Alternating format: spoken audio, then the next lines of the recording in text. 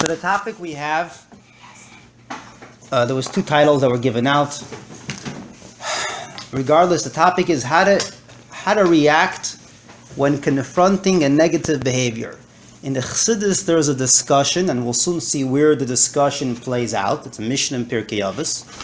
There's a discussion of two different reactions of how we're supposed to react to challenges, negative behaviors. Negative behavior can be within us and how we react to others who behave negatively to us. In both of them, we're going to see these two behavior patterns. Let's start with a Mishnah in Pirkei Avos, where we're going to see that there's two different kinds of behavior patterns. Very famous Mishnah. The Mishnah says, Asara doires ma'adam ad Noach. There are 10 generations from Adam to Noach, and the Eibishter then destroyed them through the Mabul. Then there's another 10 generations from Noach till Avram. The Eibishter also destroyed them, but Avram came along, v'kibel schar kulam. Somehow Avraham was able to take something positive out of those 10 generations, and it says v'kibel schar. He got the reward that was due to them. Pause. You're talking about generations that mach'isenu voin. They were making the Eibishter upset. What kind of reward did they get, or were they supposed to get, that Avram keyed in and got it instead of them?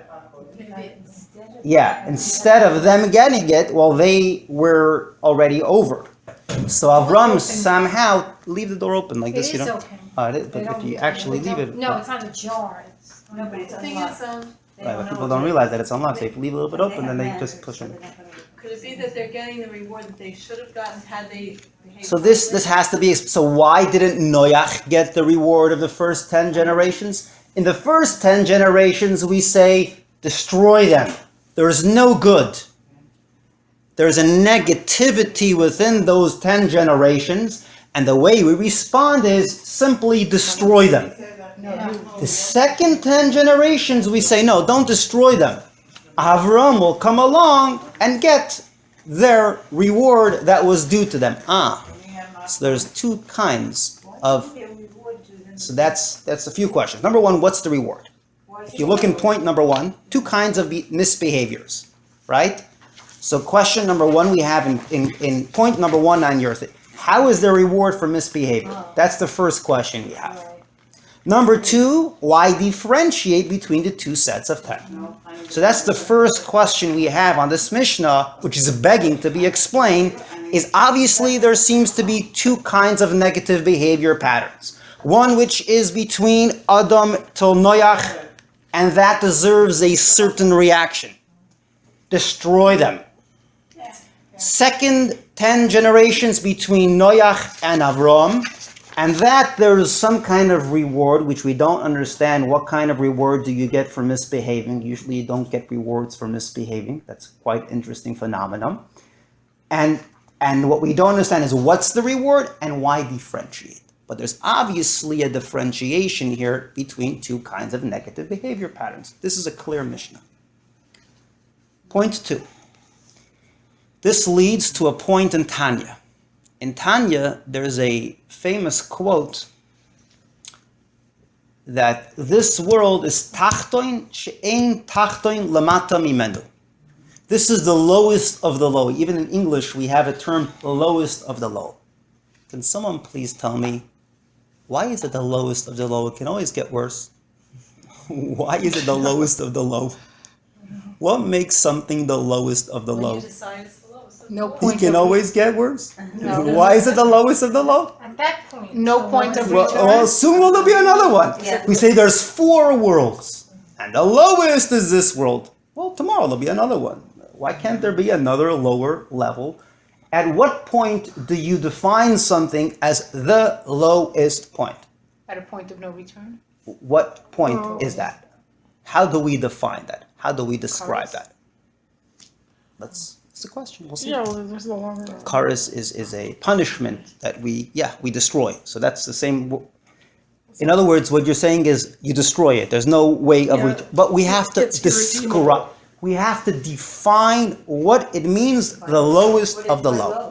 What is low? Very good. What is low and what's the lowest of the low? Oh, so here again we see two kinds of low. There's one kind of low that we say is the lowest of the low. And there's what kind of low that we say no, there can always be lower. But also, low might not mean The bad. optimist. We have to see what that means. That's what we have to see. But low even in the realm of bad. Even in the realm, or not, let's not say the word bad, negative. Even in the realm of negativity, we say only this world is the tachtoin, she'ein tachtoin lamata mimeno, the lowest of the low.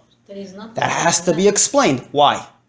There's also tachtoin, which is higher than this asiyaruch. There's other words we say that describe bad, not bad, negative, not good. Why? What is it here that we say it's the lowest? There's simply no lower. Why not? Because Hashem is completely hidden. The word completely has to be understood. What does that mean? At what point do you say, isn't the pessimist the one that says there's simply, I mean, what does it mean the lowest of the low? You don't even see any godliness in it. Let's see. It's a question. So that's point number 2 on your handout. Point number 2 is, what does it mean the lowest of the low? And again, what's the common flow that we have here? We see two kinds of negativities. One kind of again, recap. One kind of negativity, the first 10 generations. Second kind of negativity, the second generations. One kind of negativity, low. Another kind of negativity, the lowest of the low. We're finding a paradigm of two kinds of negativities. Another point I put out, number 2, is in English there's something called rock bottom. Even in English we say lowest of the low. And that has to be what really, and that's what tachtin she'ein tachtin lamata mimeno would be translated as in English. But we still need a definition. What is within olam hazeh that's so rock bottom? I hit rock bottom. Even say it in English, rock bottom. That's like an inner. What does that mean? It's like a point of desperation. Yeah, it's a breakdown almost. So let's see. It's an emotional bottom. So how does that translate in regards to generalizing that term for this world, for negative behavior patterns we come in touch with? How do we somehow describe the core description that we can say, now I can see how it applies here, now I can see it applies here, now I can see how it applies here, I got a general description. We're looking for a general description. Point 3. In Chassidus, there's an example. These 3 points open up a discussion, right? These 3 points allow us to see, hey, there's a paradigm here. There's 2 ways of how to. Chassidus, as a marshal, always brought down. When you have a brick wall, so the bricks on the top fall down the furthest. The bricks on the bottom fall down closer to the wall. So, example brought down is olam hazeh, this world, which is the lowest of the low. You should know it's attached to the highest of the high.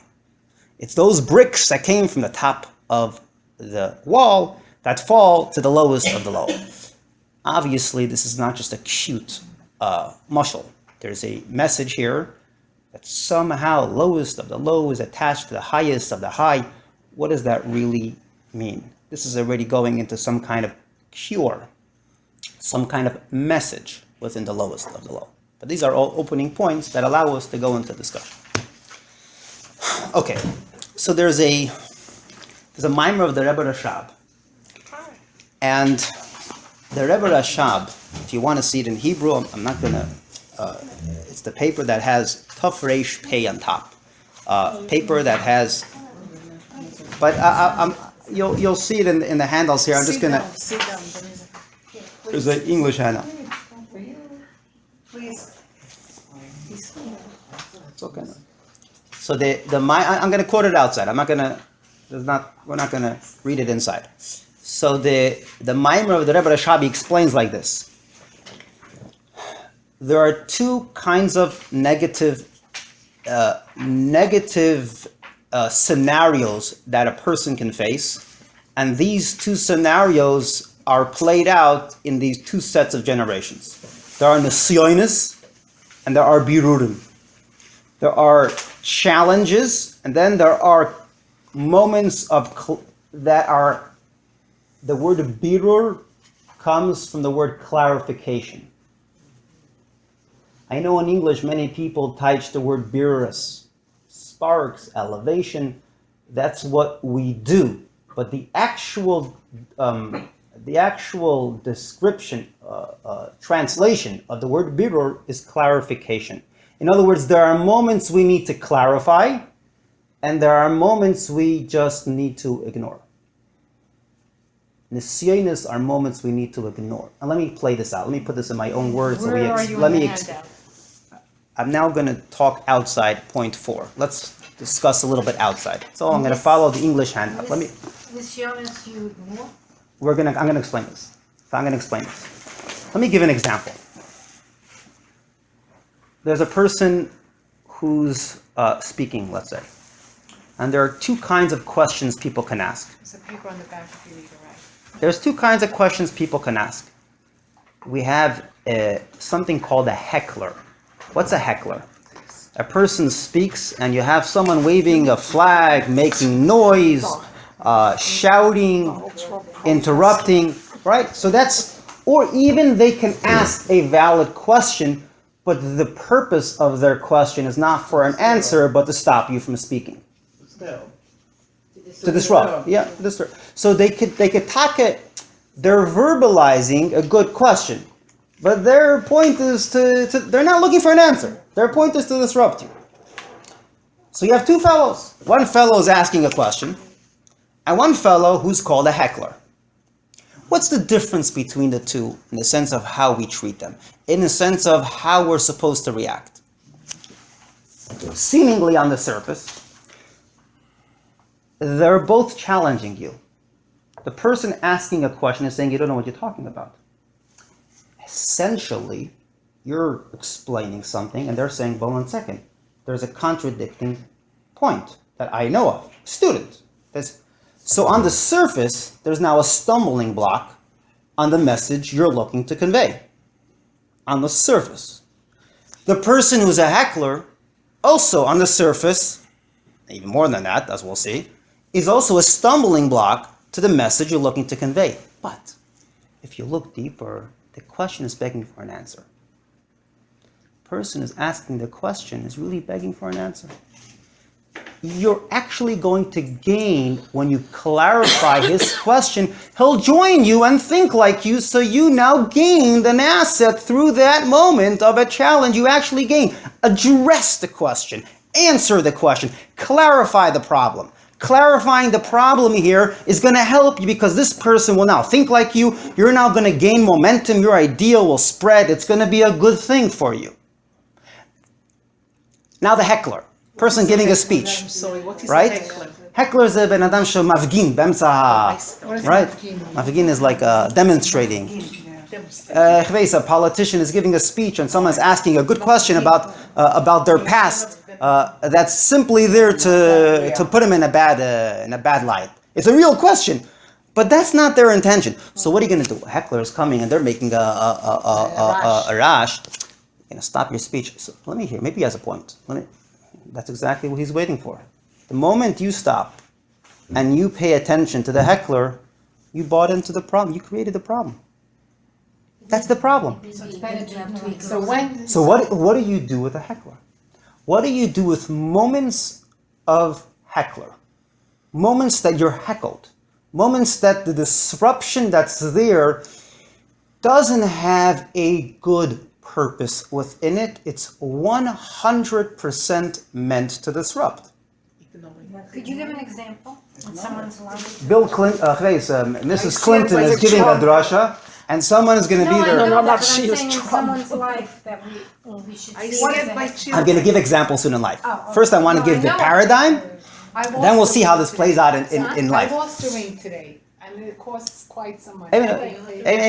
Let's get there. Let's get there. First, it's important to first see two paradigms, two concepts, then we'll apply it in life.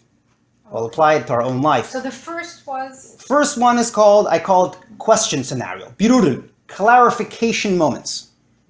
What's needed is address the problem. answer it.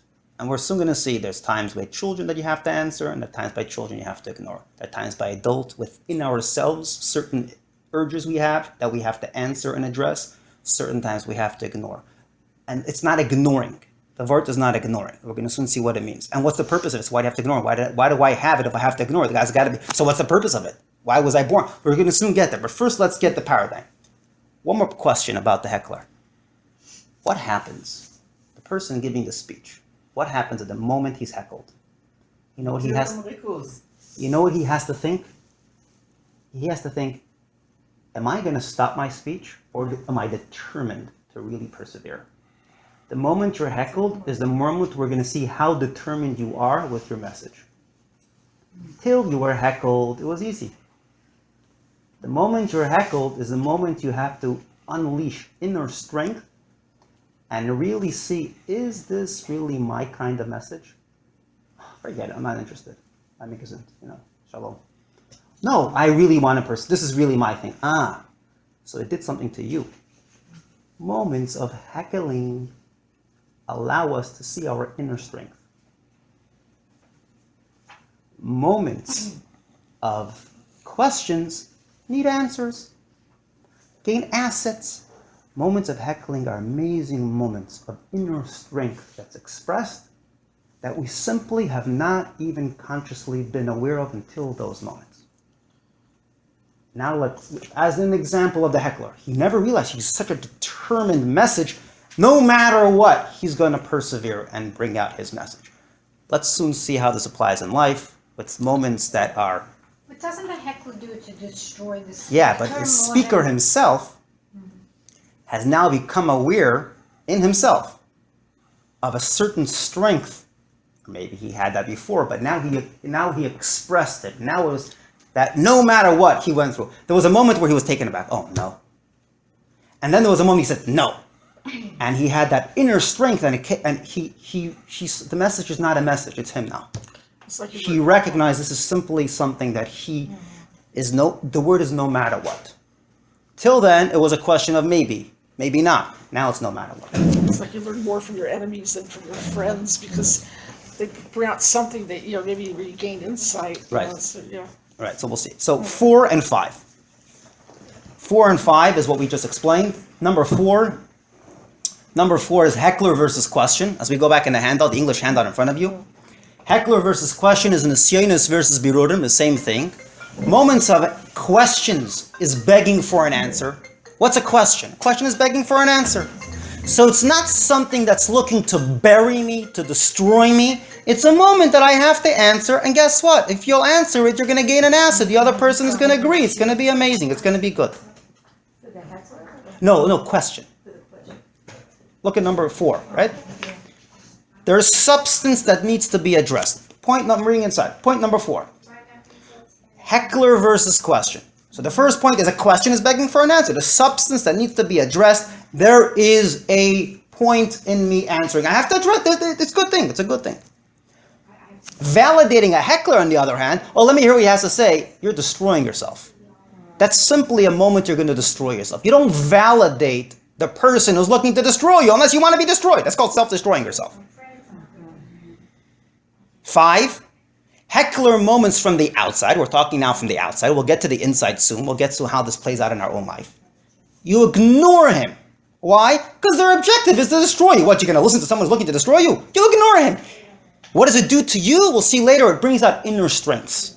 Those moments bring out inner strengths that I wasn't aware of. The Frierdiker Rebbe writes in Tov Reish Pei Hei, one of his sichos, he writes the maskilim were translated as intellectuals, right? So he makes fun. He says, if they're really intellectuals, they will be looking for an answer. They're hecklers.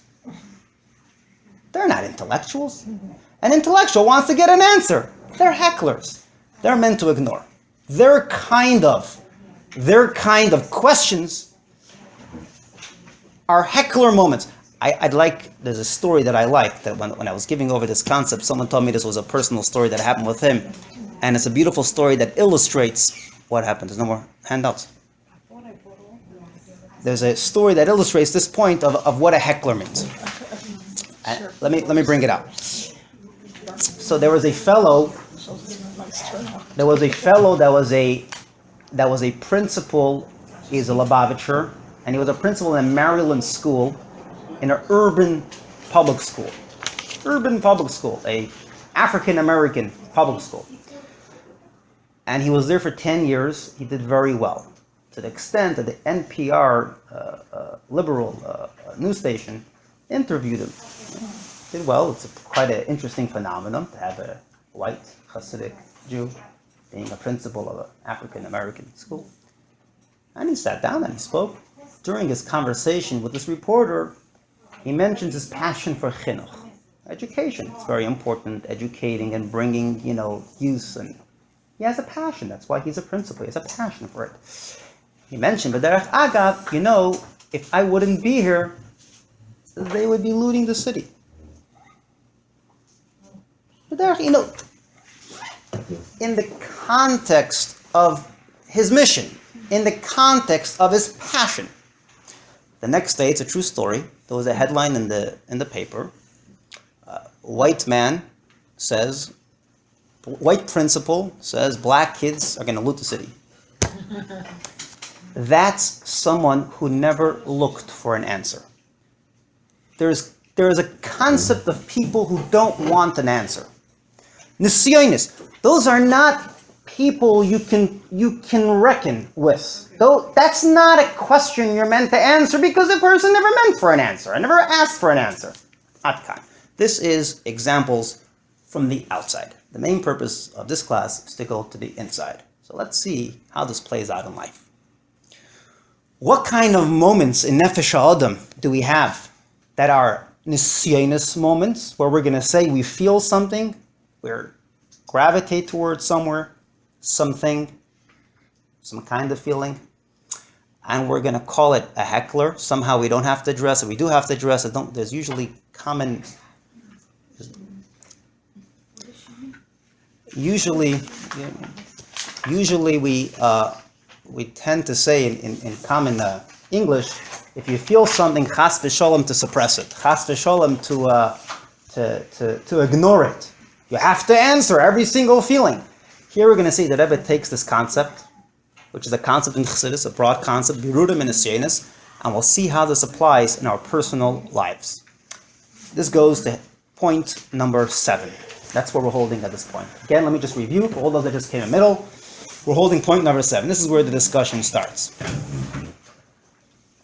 How did we get here? Just to give you a little bit of a recap. We started off with 2 kinds of negative behavior patterns, right? First 10 generations, the second 10 generations. Now we're getting a little bit of a clarity. We're starting to see a paradigm of 2 sets of negativities. 2 sets of answers to 2 sets of problems. We're starting to see a paradigm here. One set of negativity, one way how negativity plays out is something we destroy. We don't answer. We don't reckon. We don't look to give an answer to someone who's not looking for an answer. Ignoring is destroying. Ignoring means I don't reckon with you. You're 0. The response to an attitude is attitude, as we will see. Not in an egoistic way, but simply in a perseverance way. I'm not destroying myself by stopping my speech and answering to a heckler. In that case. Soon we'll see how this is going to play out inside. The second pattern or paradigm of negative is a regular negative. Regular, you can answer. Regular question is not negativity. Yeah, it looks like negativity on the surface because it's looking to knock you down. Really, there's a question, there's an answer that's begging to be answered within every question. There's something you need to address. Now let's see how this plays out in life.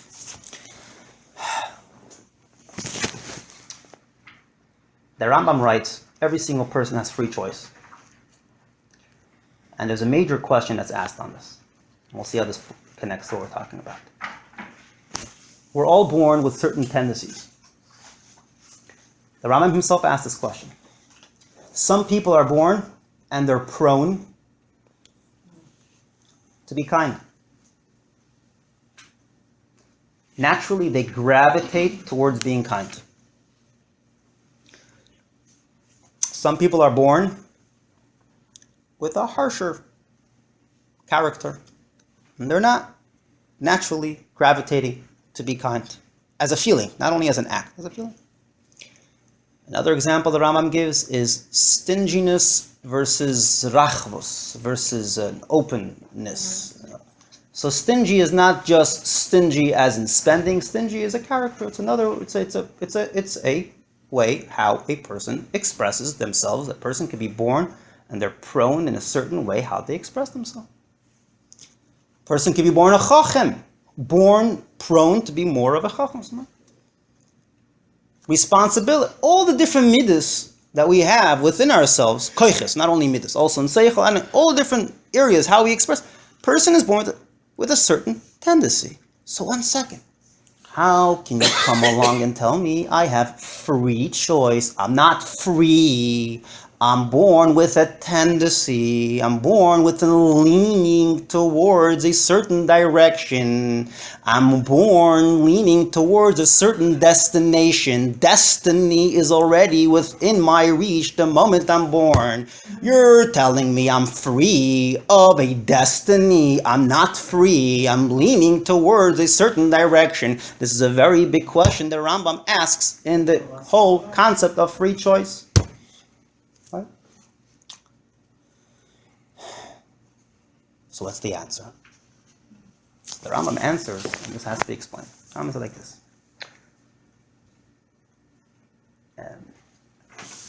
Every tendency that we have is not set in stone. A person has the ability to inject and eject themselves of any and every tendency they have in life. You are free. You are free, says the Rambam. You have the ability to let go, put yourself into wherever. In other words, when a person finds themselves leaning towards a certain direction, wherever it may be, you can decide where you would like to be, and thereby pull yourself out of one way and put yourself in another way. In other words, it goes like this. Most people feel enjoyments are what pulls me. I'm pulled in a direction. You're not pulled in any direction. You ask any person why, there's going to be a decision they made why they want to be where they want to be. I can decide tomorrow to enjoy something. I can decide tomorrow to be somewhere else. So there's going to be a balance here between feelings I have that pull me towards a certain direction and between defining myself that way.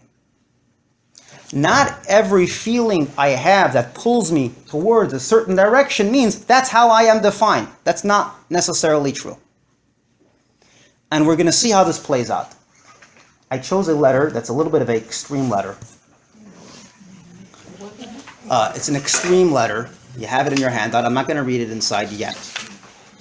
I'm just going to give it as an example because it's the most extreme example that illustrates this point. And then we'll go to easier examples.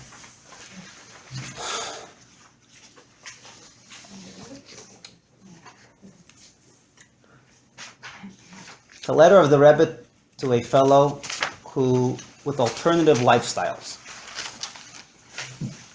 It's in the news today.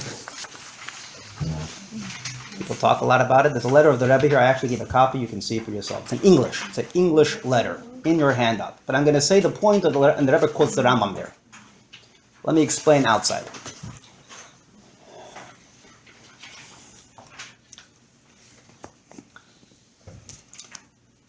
So a fellow writes to the Rebbe. Okay, let's see this case scenario. This is the most extreme case where you can see how free choice plays out. Inborn tendencies that you're born with. How a person is not tied down ever. We're never rock bottom. We're never rock bottom. There's no such thing. Rock bottom is a choice. When a person says they're rock bottom, they made a choice to lose hope. There's no such thing as rock bottom. Rotzin, the person's rotzin. Rock bottom simply means you're not enjoying yourself. Pull yourself, take control. Control is rotzin. There's something that controls where you want to be. Usually, they say, Usually they say, what's the most intense feeling of a person? Enjoyment. But if you think about it, there's nothing that stands in the face of willpower. Nothing, not even enjoyment. I can put myself in a place where I don't enjoy, and guess what? I'll develop an enjoyment. So willpower is more powerful than enjoyment because I can pull and put myself into new places. We're humans. We're b'nei Odom. We're not behemoths.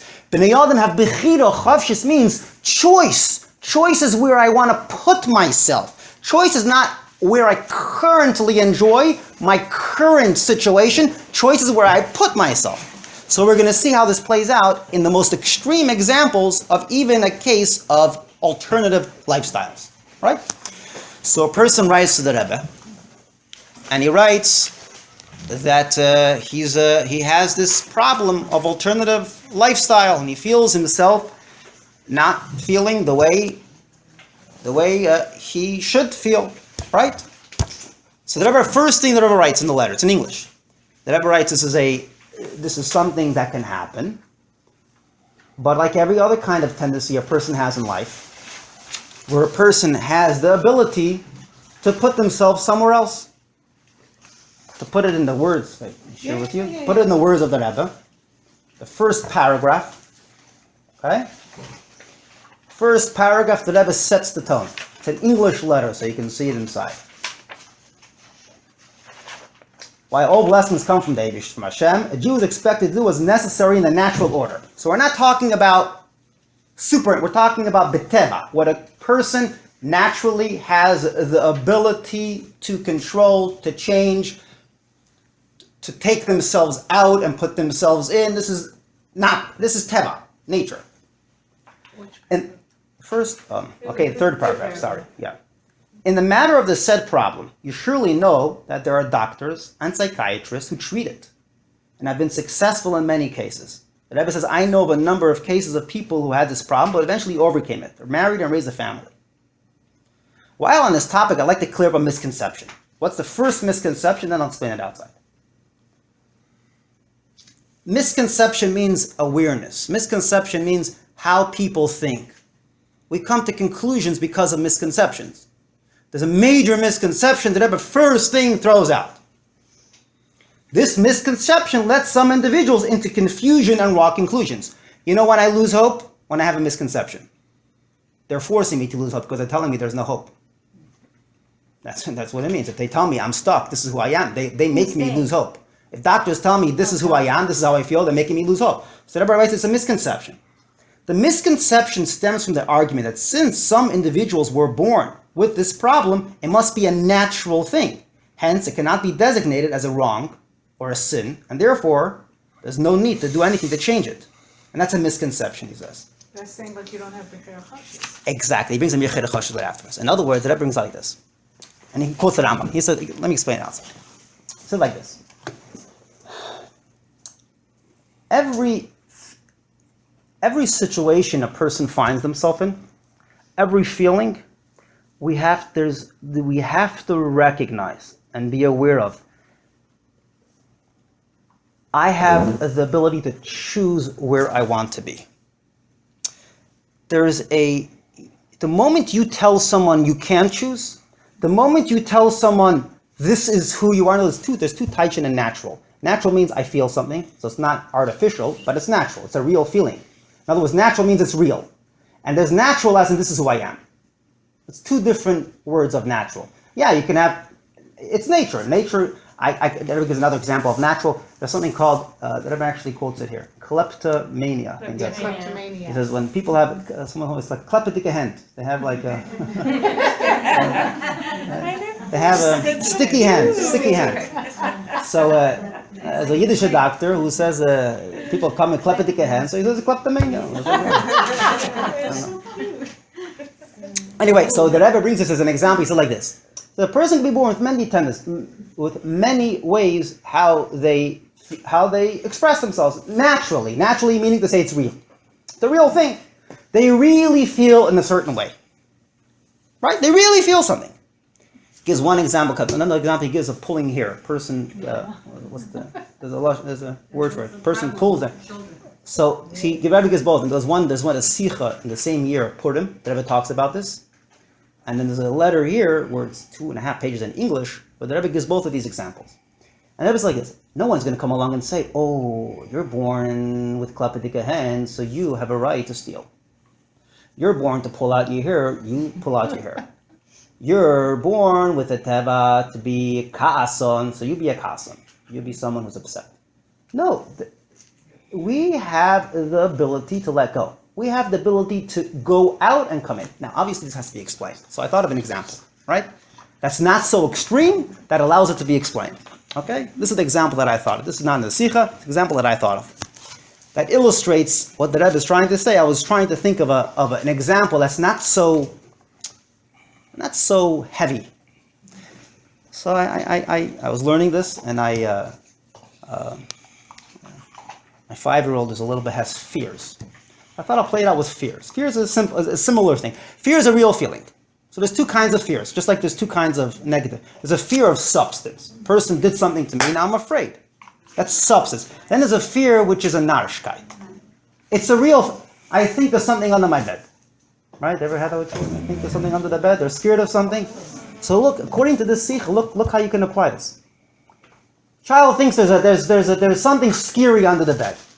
So what do? You have a bunch of mommies over here. Well, what do you do with a child thing? So people tell you. You go along with it. No? Oh, so that's what people say. People say you go along with it. You take a bezin, you take a broom, and you chase it away. So the child comes back and says, "But you missed one more." And as soon as that one left, another one came. Something else came. What are you going to do? So really, it's not true. It's not the right response. The moment you validated a cholim, then you made a problem. The moment I validated that there's some mishak, then I'm buying into a problem. I'm creating it. That's the worst thing I can do is acknowledge. But 1 second, I'm going to tell her that she doesn't. She's not afraid. She shows visible feelings and expressions of fear. So I'm stuck. I can't tell her she's not. She is afraid. But I know it's not true. But it is. It's true. But I know it's not. It shouldn't stay that way. She shouldn't live that way. But it's true. She feels it. How do I get her out of it? So this is not as an extreme case, right? But this could be an example where we have this. So how do you do that? So I thought of a way. So I sat down. It was Shabbos. And middle of the day, not at the same time, and I suddenly became afraid. I showed visible signs of fear. And I said, there's a plane falling. And it's scary. And there's things going on. She's fired. She's watching me. And I also showed visible expressions of fear. This is so scary. There's a plane falling. There's a person falling. There's this falling. You know, you show the same. And she looks at me and she thinks I'm losing it. She looks and she says, what's wrong? So I said, what do you mean? You see there's a plane falling, there's this falling, it's so scary. And I'm also showing the same visual expressions, but there's nothing here. I said, there is. She said, this is the middle of the dining room. So I said, but look over here, it's falling, and over here it's falling, and I'm so scared, and this is so scary. She starts laughing at me. So I said, why are you laughing? This is a real feeling. She said, but it's nothing. I said, do you do the same joke with me at night? She says, no, it's not a joke. I really feel it. I said, I also really feel it. She's confused. I said, you see, if Tati wants, I can think about planes and I'll be scared. But if I want, I don't have to think about it and then I won't be scared.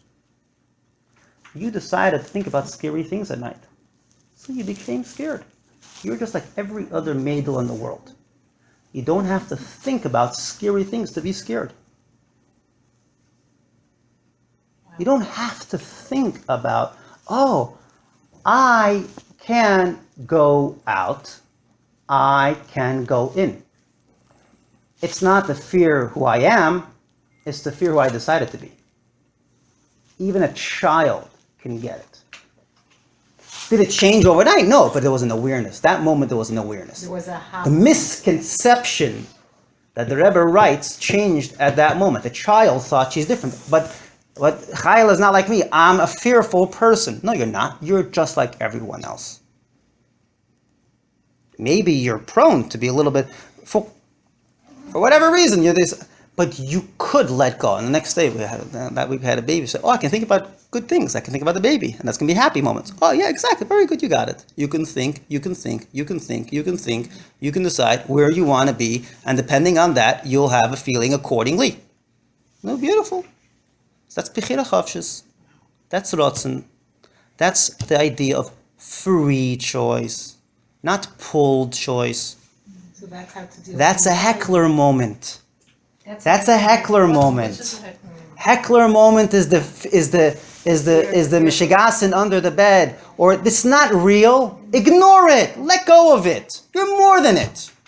That's a heckler moment. It's not you. It's not you. It's Nisyanus. Nisyanus you're meant to ignore, let go, and get out of it. And those who do become very strong because of their experience, as we'll see. At the second part, we'll see that the purpose of Nisyanus, what they do to a person. We'll get to that. First, we're describing what Nisyanus are. Aha. So here we have a good example. Here we have an example of heckler moments inside of us. Essentially, any area where we find ourselves, we are bechira chofshis. No one can ever say, I'm tied down. You chose to be. This is not my kind of person to get along with. You chose. It's not your kind of person. You don't get along with them because you decided. You decided. Once you decided he's your kind of person, you will get along. There's no real intrinsic kind of way how. That's not true. Humans, animals are take programmed. But B'nai Adam, David gave us bechira chofshis. Chafshi doesn't mean easy. Chafshi means free. It's not easy, but we are free. That takes us to number 7 and 8. Okay? What do we have here? We had over here example of heckler moments from the inside. Okay? So you can go through the letter later in English of the Rebbe, and you'll see how the Rebbe talks about the extreme case of alternative. That got me thinking of Bechira Chavshis in general. And if it's in such an extreme case of alternative lifestyle, take a case of fear, take a case of other areas where we're prone to, and that helps us understand the full picture. That helps us understand the depth of how the Eibishter created us. It all starts with the first misconception of thinking that I'm tied down. Thinking that there's such a concept of it's not true. The moment I know I'm not tied down and I have the ability to be in control, that's the moment I will be able. She would never change if she didn't know that she has the ability to change and somehow give her a paradigm where she can see in, out. If she wasn't shown that, she thinks she's stuck. That was beautiful. So if she sees that she can be pulled in, out, now she can do it. Now it takes, Mashiva Ruach and Moerid Atol, you're changing something easier. You're changing a habit. It's the easy, but it's very hard to change a habit. Even a habit takes we say the first 30 days, which is really 90 because it's 3 times a day, so it's like 90 times, right? They say 90-day trial. Mm-hmm. So the first Mashiva Ruach is the first 30 days. We say suffix, you didn't do it right. It takes 30 times to change a habit. But what happens if a person in the whole time is going to say, are we supposed to change it? Are we not supposed to change it? Are we supposed to change it? Are we not supposed to? Is he ever going to change a habit? No. You have to first decide you're changing. Then the consistency of 30 days will make a change. If you're going to constantly say, I'm tied down, you'll never change. You'll never be able to change because you never made the decision to change. So the first point that we have here is the ability, in number 8, the ability to ignore the misconception that the Rebbe calls the default mode that people usually think, which is perceiving tendencies as a reality. That's Ratzon. Ratzon means I can decide where I want to be. I'm not pre-programmed. I'm not destined to a destination. I decide where I want to be. I can be born here and then decide to be there. I can be there and then decide to be there. Not everything I feel tells me who I am either. That's why we have Torah. Torah mitzvahs. And we're chafshi to do Torah mitzvahs. Number 9 leads us to the last point within this, last few points, suppressing versus unleashing untapped strength. So this is where I call, it's not suppression. If you think about it, did I suppress the fear of the child? Someone's going to tell me, you suppressed. You didn't allow her to feel. What do you mean? I'm not suppressing. I'm popping something that shouldn't be there. I'm freeing her from, what do you mean? But someone's going to tell me in the beginning, what she really felt it. You're not allowed to do that. Someone who feels something, you can't suppress. It's a feeling she actually feels. That's why I said it's too natural. There's a natural of real. It's real. I know it's real. But it's not really her. It's real that she feels it now. But it's not really her.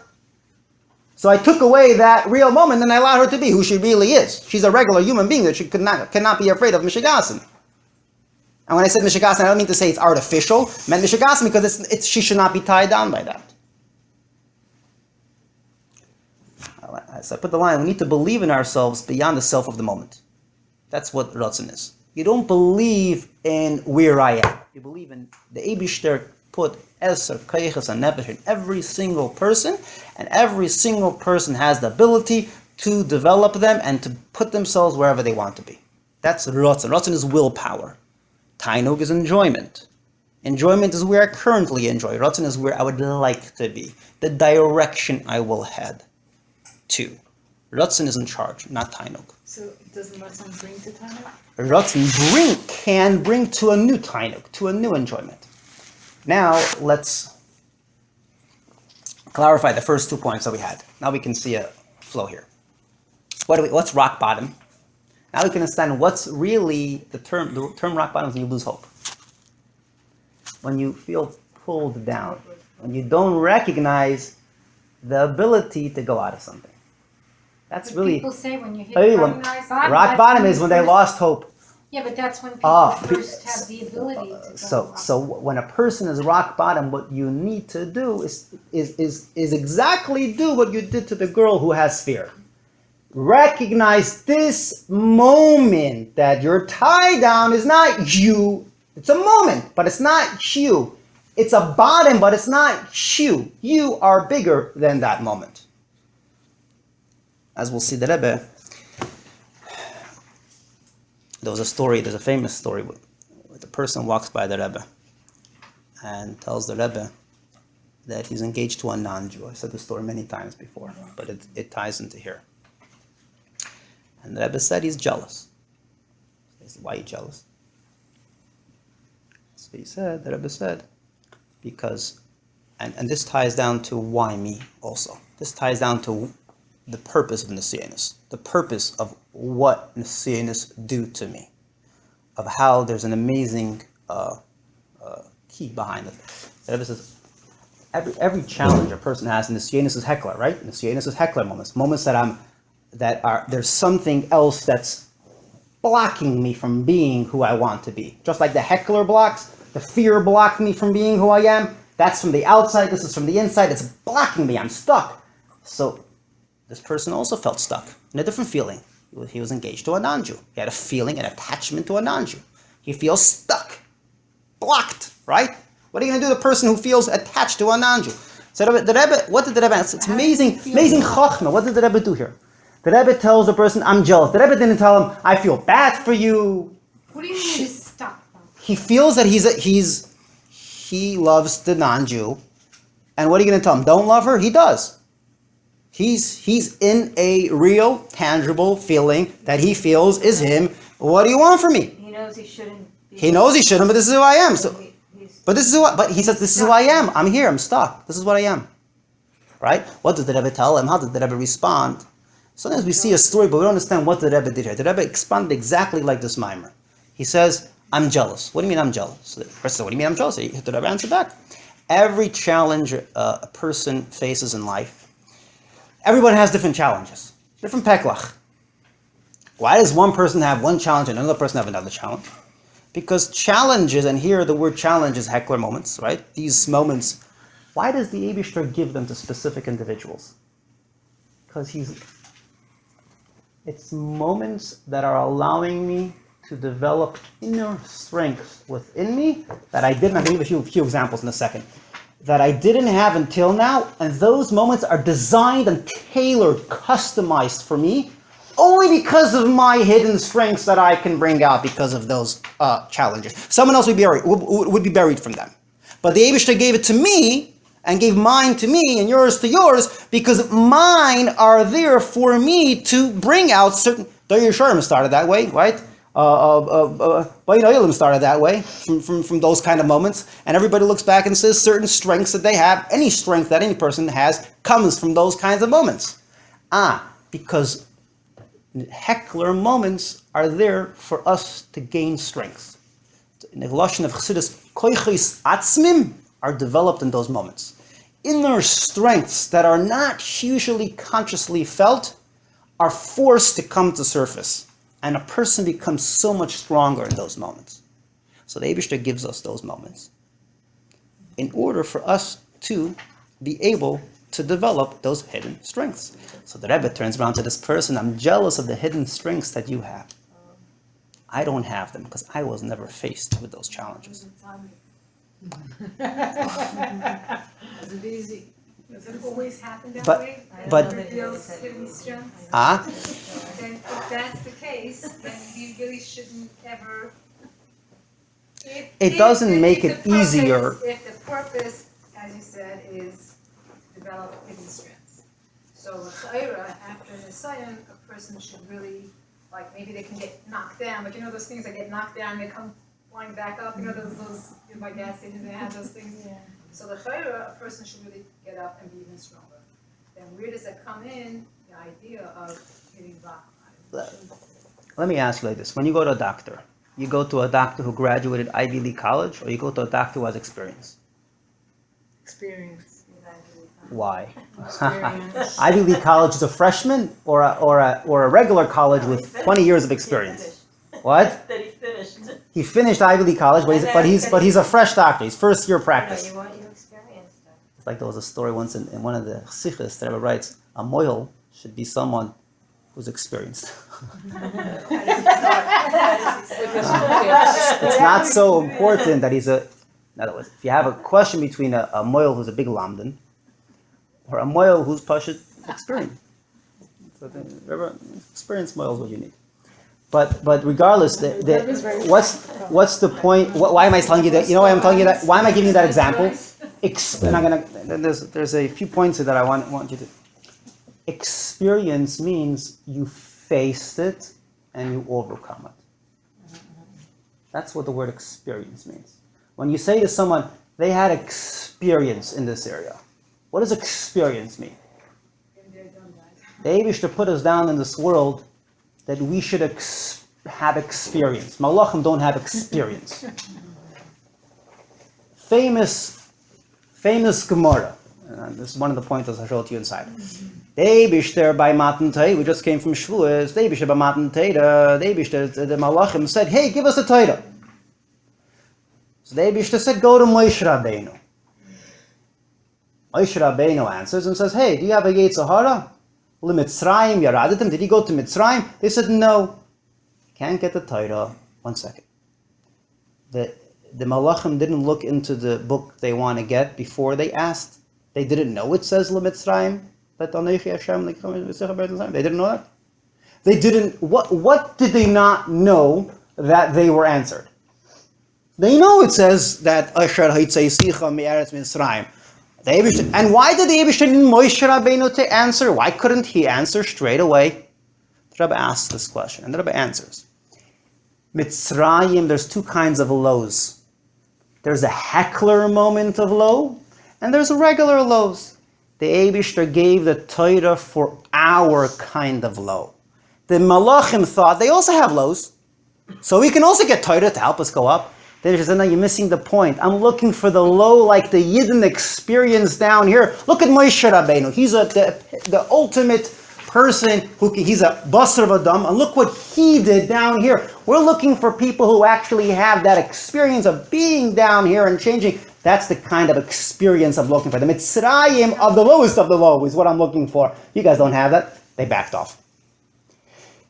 Here, down here is where we have experience. All the areas, the word experience means that we have those moments and we are able to overcome. There's a famous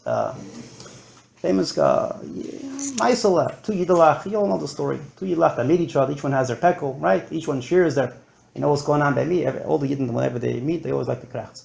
So each one tells the other person what they're going through. I'm going through this, what's going on, look what's going on. He listens and he says, wow, terrible. He says, what's going on with you? I said, you know what? That's what's going on with you. For you keep your pekel, I keep my pekel. Shalom Yisrael. I'm not interested in your pekel. I'm not interested in yours. You're not interested in mine. Pekels, the Eibishter gives tailored to every individual. There's another story that I heard, brings it out. There was a business. Someone told me this story. Again, it brings out it illustrates the point of how, if you need an illustration, of how even in business, like how inner strengths come through moments of nisyonos, moments of heckler moments. When someone buries you.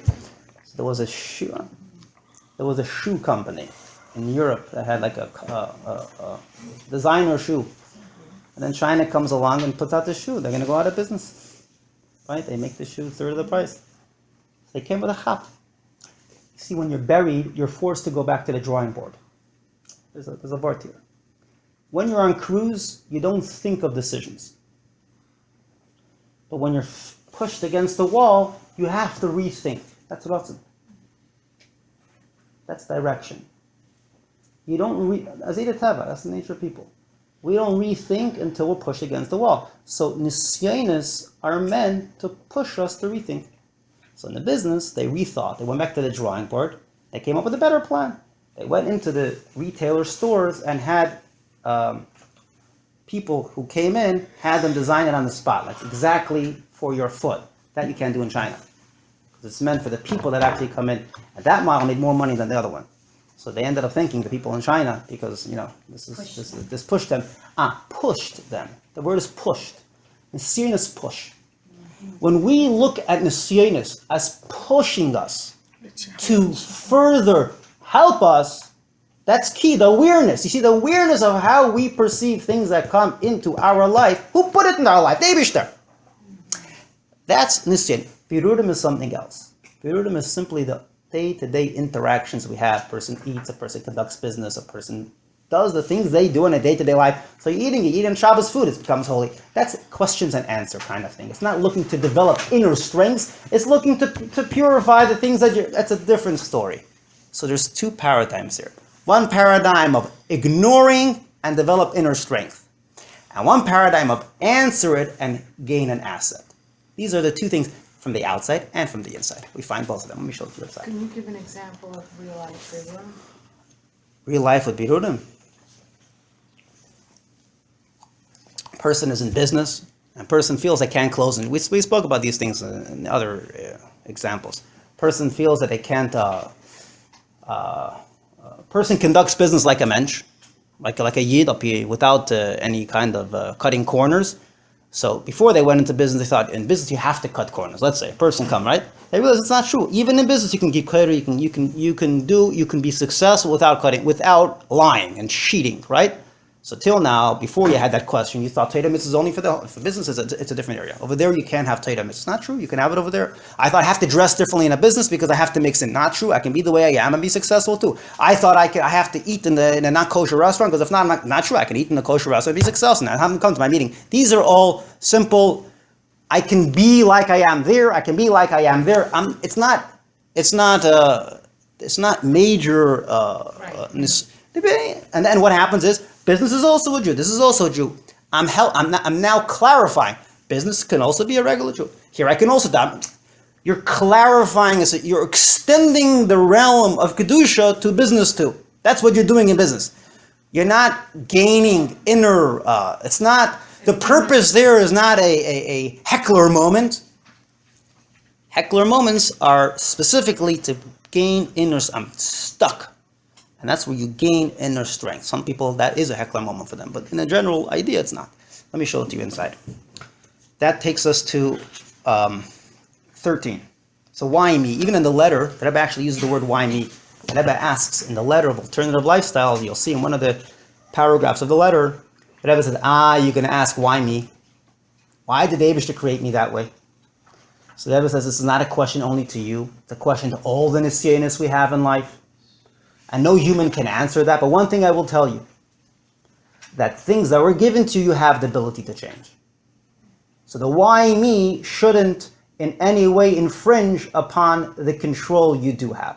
It's a good question. Why me? Valid question.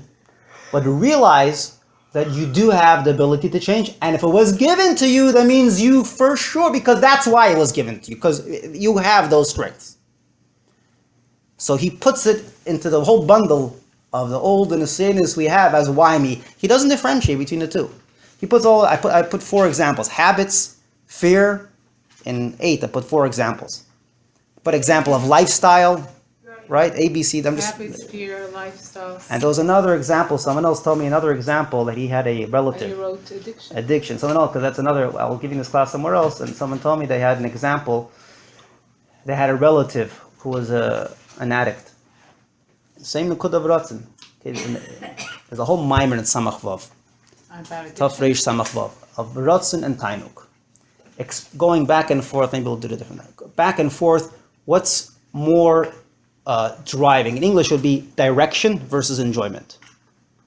Chassidus explains direction is where I would, even in a play, you have players and you have director. The director tells the players what to do. Player is enjoyment. Director is Ratzin. I direct. There's an I, deep I, etzem hanefesh, that you can direct. Yeah, you currently enjoy there. I can direct and enjoy that. I can direct and enjoy that. Stories of Chassidim who couldn't learn, and if they wanted, Yilmoid b'makim shali by chafetz. Learn in a place where you want to learn. Why want? Learn in a place where it's enjoyable to learn. No, where you want to learn. A student who wants to learn will enjoy to learn. You can ask me, how do you want? That's another discussion. But the point is, wanting is bechira chashish. That you have to know, no matter where you are, you can want to be something. You can put, I call eject yourself and inject yourself. We have the eject button and inject button. That's bechira. That's rotzen. That is decision. There's a decision behind every enjoyment that I have. So moments of challenges, 13, allow us to release the reservist potential. Etzem hanefesh, the koiches atzem, lashon of Chassidus, the most internal, that comes from moments of challenges. You're pushed against the wall, you make a new decision. You're forced to circumvent your current area of it, and then I'm going to be a new decision. I'm going to push for it. It takes time, it's hard. No one said it's not easy, it's hard. But that is a description of what happens. That's what happens. 14, story of I'm jealous, is how the Rebbe helped others recognize this. And there's other, another thing that we spoke about. Okay. 15, Al tiviyein l'dei nisayin. This is in no way saying you should seek challenges. This is simply saying that when they come our way, recognize their purpose. When a person faces a moment of a challenge, if the child is fearful and they feel they're stuck, the worst, the worst moment of that, when a child is fearful, is when they feel they're stuck. When they think they can't get out of it. That's even worse than the actual fearful experience that they're experiencing. Because feeling you're stuck means you're never going to get out of it. That's what's making you not get out. The moment the child says, hey, I can get out of it, that's the most liberating moment. Is she still fearful? She's going to sleep at nightmares, but now she can start, hey, I can pull myself out. One day, 30 days, one day, I'll pull myself out. It's hard because you're already always thinking that a certain way every night. But now I know I could. Oh, I had once you have one moment, you can, now I know I could. So you can pull. That is bechira. That's the first moment that a person could put themselves out. That's a decision. Where you want to you choose where you want to be. Don't blame, don't play victim, right? So that's 15, 16, the same thing with the Nisayin of Avram and Yitzchak. It's brought down in Chassidus. Why was it a Nisayin of Avram? by Akedas Yitzchak. Why not? It wasn't a sign of Yitzchak. He was killed. I mean, he was supposed to be. He was supposed to be. It should be Akedas Yitzchak. So it's brought down. It's not a big deal to be Meiser Nefesh for the others. They were Merkava. They were people that automatically listened to the Eibishter. This was not a phenomenon that even came up for discussion. It's not in the Soyin for them. They intuitively listen to the Eibishter. When I stretch out my hand, I intuitively stretch out my hand. I don't have to say, hand, please move. That will be a sickness if I have to say that to my hand. My hand automatically moves. They're a Merkava. My hand listens to me. They listen to the Eibishter. So Yitzchak listened and Avram listened. So what's the big deal? Avram had a problem. Avram was told, I'm going to have children from Yitzchak. Who told him? The Eibishter. The same Eibishter tells him now, Akedas Yitzchak. Avram was someone who he knew the Eibishter with his mind. He was someone who, at the age of 40 or the age of 3, whatever different version, he developed so his conviction was one way. He was stuck. He was like a child, fearful, stuck. His conviction was stuck. I'm stuck. I don't know what to do. But he let go of that stuckness and listened to the Eibishter. He was stuck in his mind. Eibishter tells me one thing, now another thing. I'm stuck. Yeah, it was a stuck moment. It was an Nisayin moment. Stuck is Nisayin. But he went further and he persevered. It was a Nisayin. Yitzchak never got those commandments. It's a Nisayin of Abraham. Nisayin. Yeah, stuck. Stuck moments in conviction, in fear, in feeling. When we're stuck, I don't know what to do. He pushed. And it ended up being clarified. The Eibishter did not intend to do that, right? But that's a word in, again, the same. A lot of people get stuck and want to get unstuck. The first point in, let me say one more point and I'll answer that. One more point I might answer that. It says, Ata Hodesa. I'll answer that through another thing. There's going to be a lashon here, tearing. It's going to say you have to tear. There's a lashon of opening and there's a lashon of tearing. With tearing. Tearing, no. Tearing apart, yeah. What does it mean to tear apart? Like to destroy. We have to sometimes be very aggressive in how we do. Strength is aggressive. Can't listen. Maybe there's something there. Maybe I'm really stuck. Maybe I'm really stuck. No. Fight it. I'm not. If you say 1% stuck, then you're stuck. No. If a person's going to go on a challenge and say, maybe I'm going to lose, they're going to lose. If say, maybe even 1%, no, I'm going to win. Then, right? So it says, Ata Hodesa. The Eibishter, you know what the Taich Hodesa is? Was shown to us. Very weird. Say, you were shown to us. Say, I showed myself to you. I made myself visible to you. Or say that they saw me. You were shown to us. What's the idea of you were shown to us? So this discusses it like this. It means he penetrated us. If I show myself to you, I can overwhelm you. I showed myself to you. But do you want to see me? Did you internalize what I'm about? For something to internalize, we use the word, he was shown to you. In other words, there is something of you that you did to do it. Now Rashi says, tore open the heavens, tore open the earth, so it penetrated. So in Chassidus, it discusses, what's the idea of tore open? Why do you have to tear open? It says, when you're dealing with coming to a recognition, you have to tear through everything. You can't reckon with anything in front of you. This is the same concept. When you're coming through changing perceptions, changing how you see yourself, right? He was shown to me. It's like you were stuck before. Talking about now the ruchnistic part of the heckler. We're in one world, and we're you have to cheer through. The moment maybe you have a point. Maybe I'm a little bit stuck, and the pot doesn't cook. Person has to be able to 100% know that they're not stuck. 100% know there's a purpose. And that's the only way you can pull through a situation to come to some kind of strength that it brings to you. It's a rebirthing moment, no? Were you just before us, no? Person has to, number one, cheer through 100%. You have to you can't for a moment. Let me rehearse. There was a heckler, there was fear, and there was lifestyle. Heckler was from the outside. When someone is a heckler and they're looking to disrupt you, you can't for a moment say, oh, maybe, let me hear what you have to say. Yeah, the moment you say that, then your speech is over. When you have a heckler moment in life, maybe I'm taka stuck. And you keep on asking yourself every day, maybe I'm taka stuck, then you're stuck. That's exactly the description of stuck.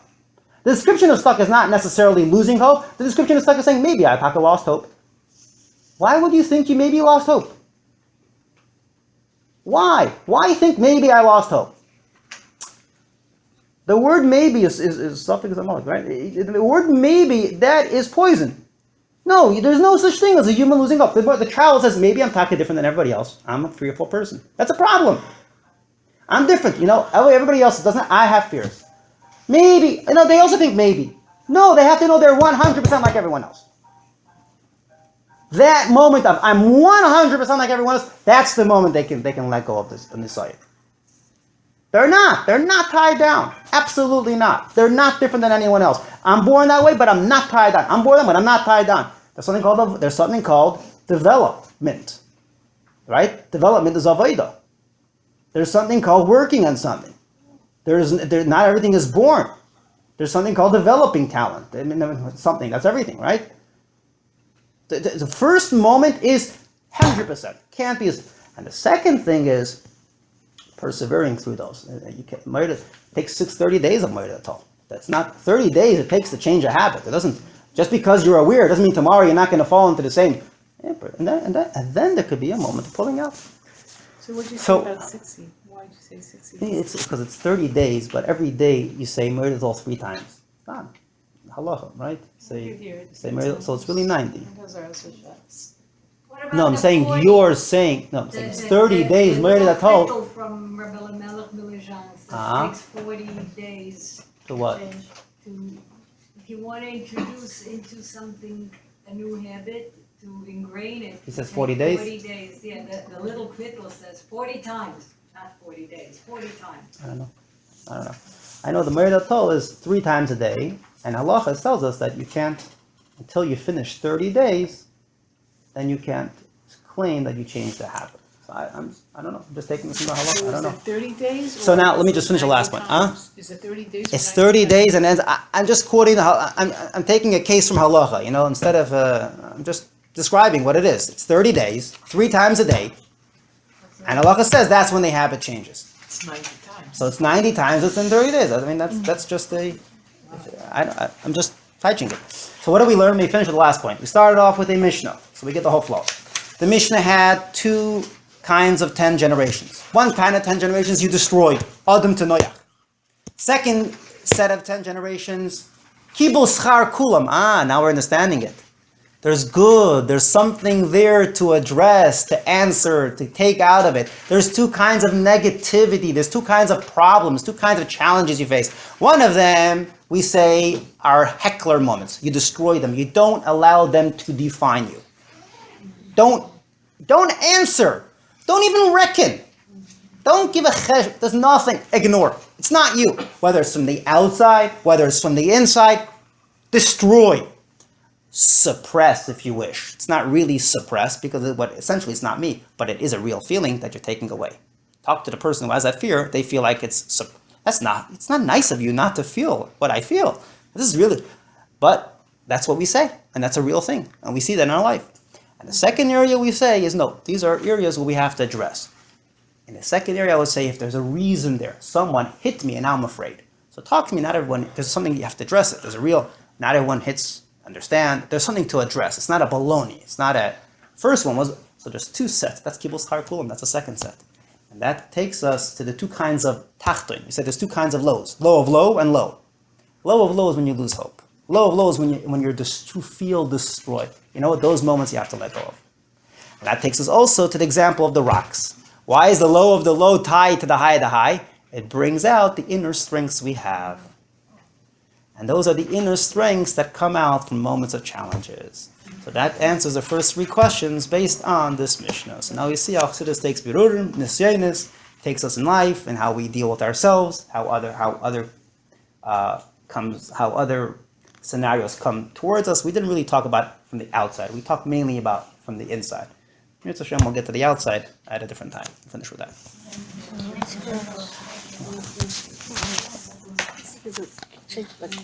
That's something that's a personality issue. It's a copy. You can take it with you. I'm gonna have another handout next time. That which we didn't cover, I'll have for next time. Okay, you don't have to. What about the edition? I did it because Mrs. Zarbansky asked me to make copies of one the. paper that you gave them? I gave 4 different papers. There's 4 different things. Oh, In so case what you want to pages? see the sources What inside, are you have the pages? actual sources. Do you remember the pages? You have them here. There's those who want to see the mimer inside. I put it there, but it's Hebrew. 72, 7. Who speaks Hebrew? Somebody speaks Hebrew up here? I speak. Yeah. So there's papers in I Hebrew. see. You have a mimer and a sikha? What else? Yeah. There's 4 papers. There's a mimer. Besides the letter. There's a mimer. have over there? Sikh. There's a mimer and 2 sikhs. Do you have any more of them? There's 2 sikhs. You have this one, the mimer of Taf Reish Pei. This is a nice piece. If you speak Hebrew, this has it in Yeah. here underlined. And the mimer and the sikha, so it's 2 papers, you said Yeah. 4. No? There's 3 sikhs. So wait, is there another one? I'll bring it next time and you'll have it for next time. Here, this is the mimer. Where's the That's what happens sometimes, like, on the I have this.